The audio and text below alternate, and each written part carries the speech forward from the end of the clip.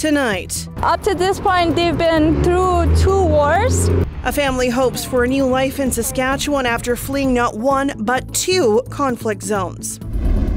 Also, more than a dozen elementary school students are dead after a mass shooting in Texas.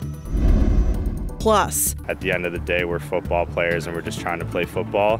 CFL players have voted on their latest collective bargaining agreement and they say no deal.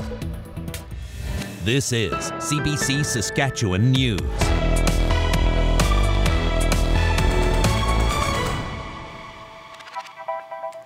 It is Tuesday, May 24th, and the CBC Saskatchewan News starts right now. Good evening, and thank you for joining us. A humanitarian crisis in both Ukraine and Afghanistan has left one family hoping to start a new life here in Saskatchewan.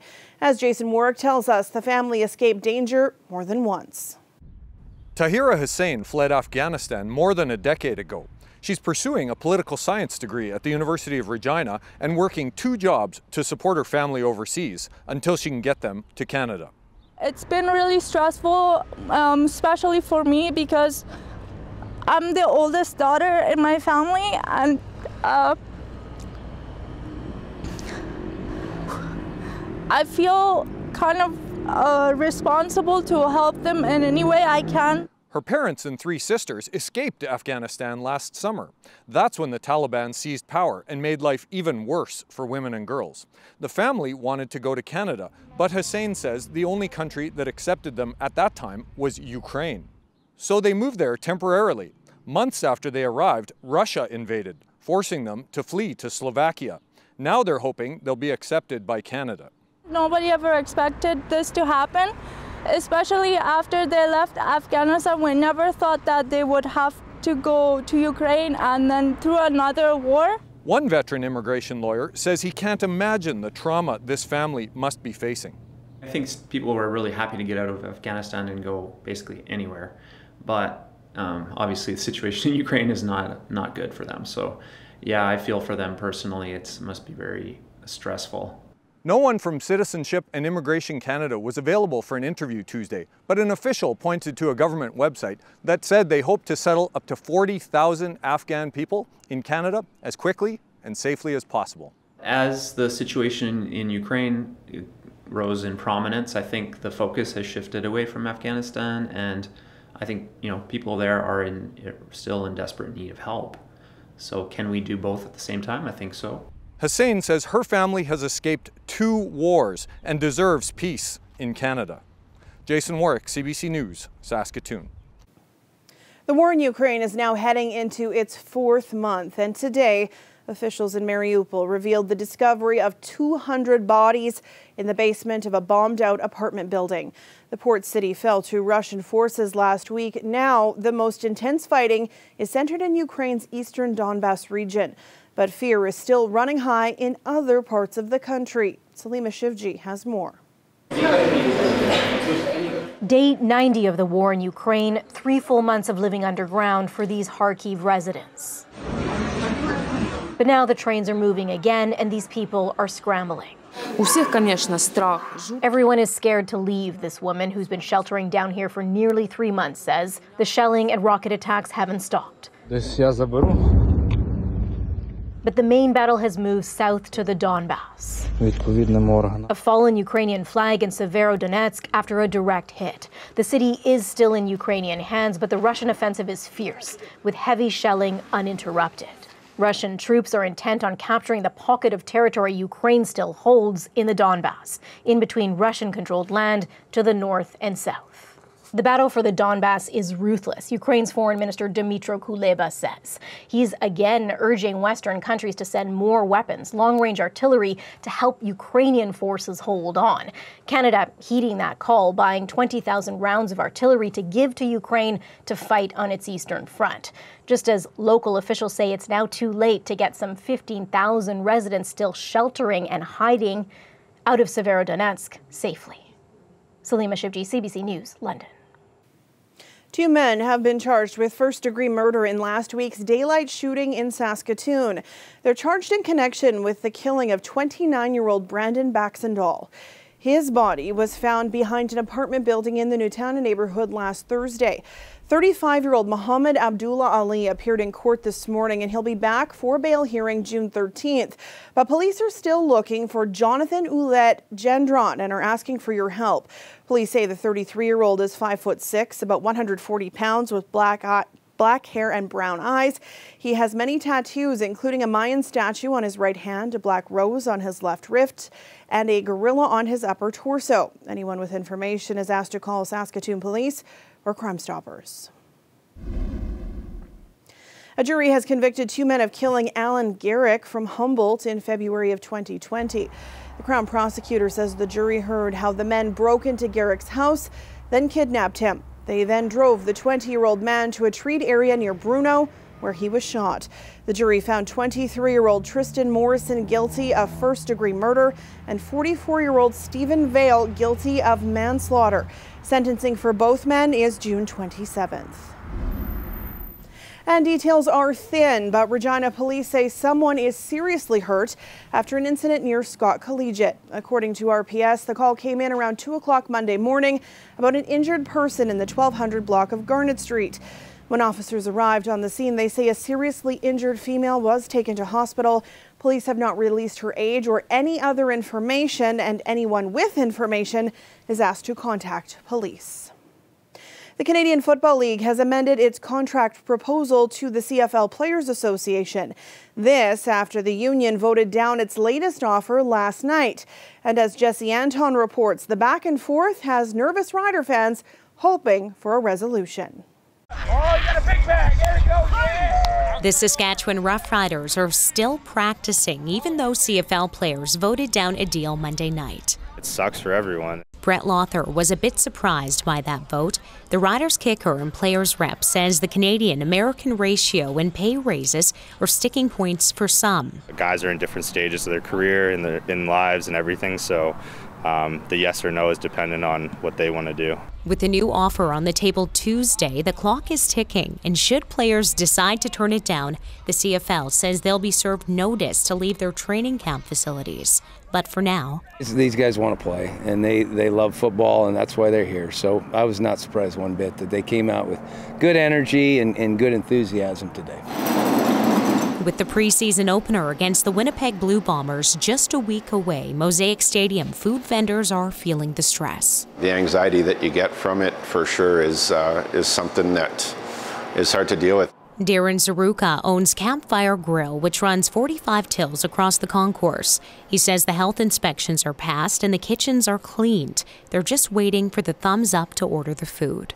We'll be ready. It'd be nice to know sooner than later, and just really nice to see it happen. And Rider fans are feeling mixed about another potential delay. I hope not. I want the season to be packed this year. Riderville is going to be upset, so yeah, we don't want that to happen. If it has to happen, it has to happen. I'm not upset about it.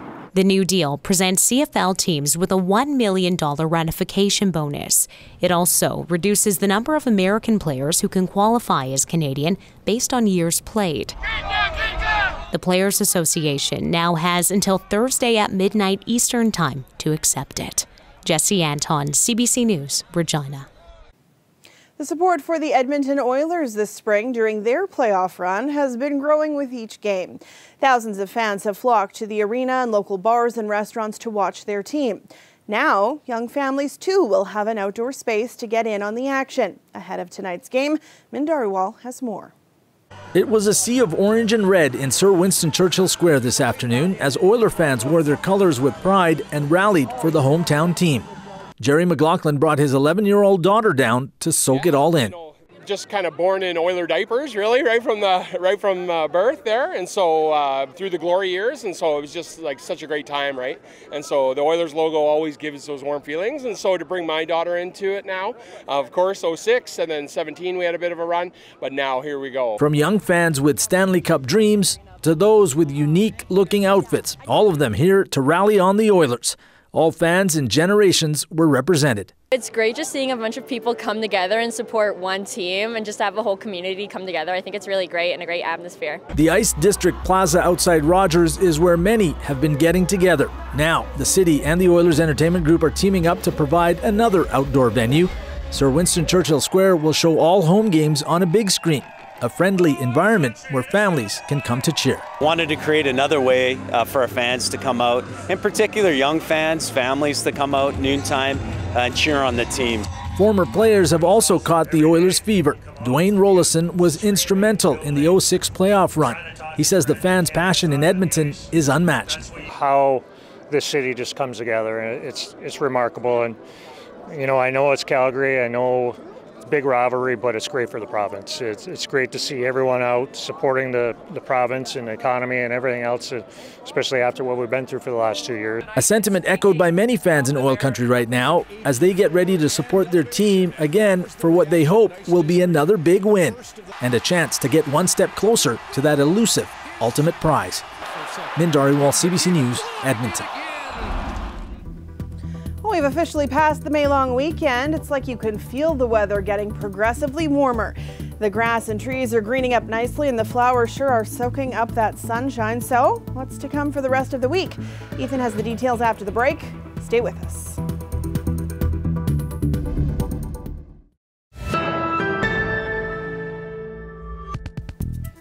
The approach of another summer has Canadians making plans in a world with fewer travel restrictions. But that sense of relief is now facing some unexpected headwinds among soaring fuel prices. Sophia Harris looks at how that's forcing many to pause their plans once again. After 2 years of lockdowns and travel restrictions, Chanakia Ramdev finally started making plans this spring to visit his parents. My parents, who are seniors now, have been alone in India. But Ramdev says his trip is on hold again because airfares to India recently spiked to around $3,000 round trip, a price he can't afford. $3,000 for me is equal to 5 months of rent. Even though the travel restrictions have been removed, a new restriction has been added, which is a financial restriction. According to Statistics Canada, airfares are surging, up by 20% in April compared to pre-pandemic prices. This economist blames the hike on increased demand at a time when airlines aren't yet flying at full capacity and soaring oil prices. Jet fuel prices have risen over 120% compared to this time in 2019. High prices at the pumps are also putting a damper on travel plans closer to home. The national average price of gas recently topped $2 a litre, a record high. Pre-pandemic, Ted Hilton regularly made the 460-kilometer drive to Michigan to visit family. He wants to resume those trips, but the senior, who lives on a fixed income, says he can't afford the gas bill. You depend on keeping in touch with friends and relatives, and not everybody lives next door. And not being able to travel and to meet up with them, it does make you feel rather isolated. Experts predict fuel prices will remain high for some time and could climb even higher, meaning no relief in sight for cash-strapped Canadians with unfulfilled travel plans. Sophia Harris, CBC News, Toronto. This weather update is brought to you by Capital Ford Lincoln. The exclusive export event is back.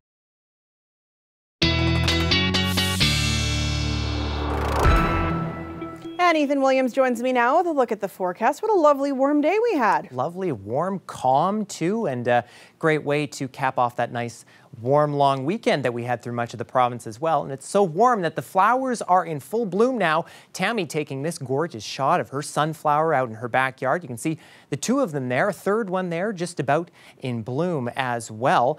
But you know where it wasn't too nice this weekend was in Ontario and Quebec. They had a series of very damaging and deadly thunderstorms. It was an event known as a derecho, and basically what that is, you probably heard that term over the weekend, it's a long-lived and widespread damaging thunderstorm, and basically according to the National Weather Service, the damaged swath has to be at least 390 kilometers wide, winds in excess of 90 kilometers an hour. It can cause very strong straight line winds, also some hail, flash flooding. We also had some reports of some tornadoes in that system, an EF2 tornado now confirmed as part of that. And now in this part of the province, or in this part of the country rather, we don't normally see these types of storms. It's very rare, but we did have one that moved through as part of a derecho that was moving through the northern plains states of the U.S. back in July of 2020, and Mankato and Cornack picking up gusts of nearly 140 kilometers an hour with that system. Now, we are expecting some thunderstorms tomorrow. I don't think it'll be anything like that, but this is just for the possibility of some storms building in around Prince Albert over toward Hudson Bay, down to Humboldt, and down toward the Yorkton region. Tomorrow, we could see storms with maybe some larger hail, some heavy rain, and maybe some strong winds. Saskatoon, Lloydminster, West Central Saskatchewan, a good swath of the province under that non-severe risk, but we could see storms pop up tomorrow afternoon. And we are seeing some storms on radar right now up around the Lloydminster toward Meadow Lake, some non-severe storms at this point, and then east of Saskatoon, a couple of cells there as well. Now, for tonight, we could see some storms pop up through south and central, most of them non-severe. And then tonight in the north part of the province, it's possible as that system moves through, some of that rain could change over to mixed precipitation and maybe even some snow in there too. Tomorrow, widespread scattered showers and possibly severe thunderstorms in the eastern half of the province before that starts to move out, and we have clearer conditions on Thursday. The next system we'll be watching, though, comes in on Friday, and it's moving in from Alberta, and that could bring rain to portions of southern and central Saskatchewan. Now, our next 7 days in Regina, tomorrow we're looking at potential for some non-severe thunderstorms. Conditions will be breezy. We're looking for winds about 40 kilometers an hour. Nice day on Thursday, though. We get some sunny conditions, and then rain and a cooler pattern starts to build in after that for the last week of May and the first week of June. In Saskatoon, possibility of, again, non-severe storms there tomorrow, high of 24. Breezy winds as well. Now, Friday, I think that system will likely affect you a little bit more. We're looking for up to 5 millimeters. That rain sticks around as we head into Saturday, and then we do get a bit of a warm-up as we see sunny conditions into next week. So, Sam, a nice weekend, a nice day today. The next couple of days, not too bad as well. All right. Thanks, Ethan. You're welcome. Well, Regina's had one for a few years, but this week Saskatoon's first ever cat cafe is opening to the public on Thursday.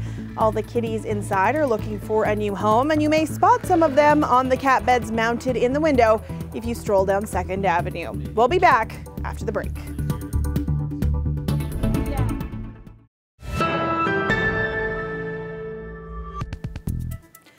"18 children and 3 adults are dead in Texas after an 18-year-old gunman opened fire at an elementary school. It happened in Uvalde, a small town about 135 kilometers west of San Antonio. At approximately 11:32 a.m. this morning, there was a mass casualty incident at Robb Elementary School in Uvalde, Texas. The school has children that are in 2nd, 3rd, and 4th grade. I can confirm right now that we have several injuries, adults and students, and we do have some deaths. The state governor says the shooter is dead, likely killed by responding officers at the scene. Officials say the lone suspect was a resident of the community. Robb Elementary School has about 600 students.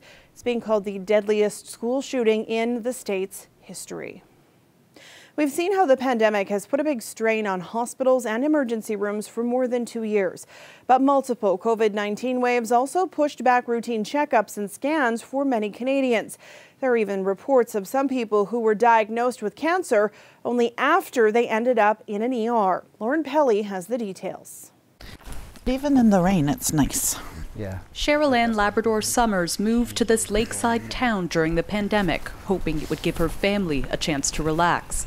But as the months passed in 2020, the 48-year-old started to worry about strange and concerning stomach cramps. Next thing I knew, I started getting a distended stomach. And I looked about 9 months pregnant, and I thought, something's not right here.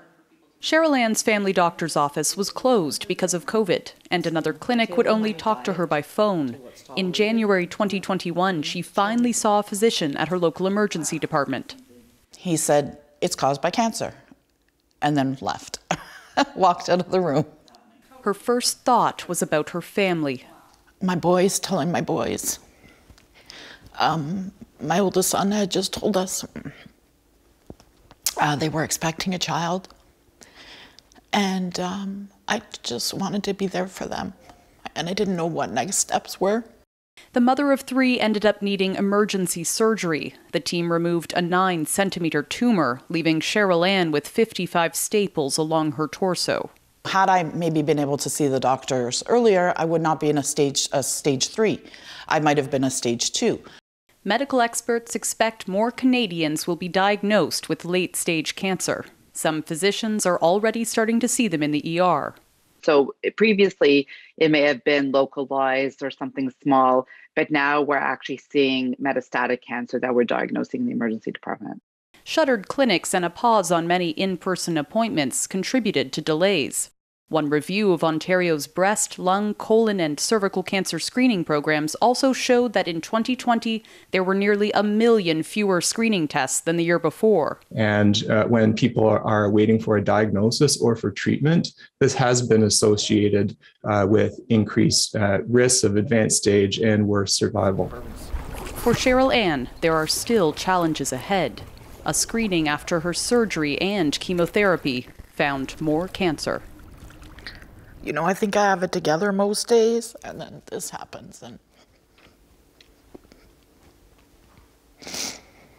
maybe it's not so together. Lauren Pelly, CBC News, Toronto.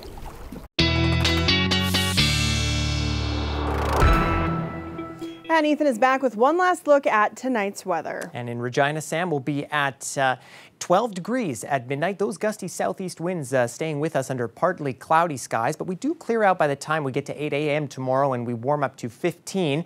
Still going to see winds, but they'll shift to coming from the south. By afternoon, though, cloud cover builds back in for the noon hour. We'll be at 23 on our way to a high of 24. South winds continue to be with us through the day. Saskatoon, cloudy at midnight tonight. I think the thunderstorm risk will be gone by then. And as we get into tomorrow morning, we will see some clearing conditions. The temperature won't go anywhere. We'll still be at 14. South winds up to about 30 kilometers an hour. And then as we head to the noon hour, 23 clouds building back in, Sam, and a chance of thunderstorms. All right. Thanks, Ethan. You're welcome. Before we leave you, powwow season is underway in Saskatchewan, and one coming up in Prince Albert on Friday will look a little different. The organizers will no longer divide dancers by gender. Elder Liz City explains why. Everybody needs to be a part of the circle. We need to include everybody. We've gone so long with you're this race, you don't belong, or you're this religion, you don't belong, or you're this gender, you don't belong.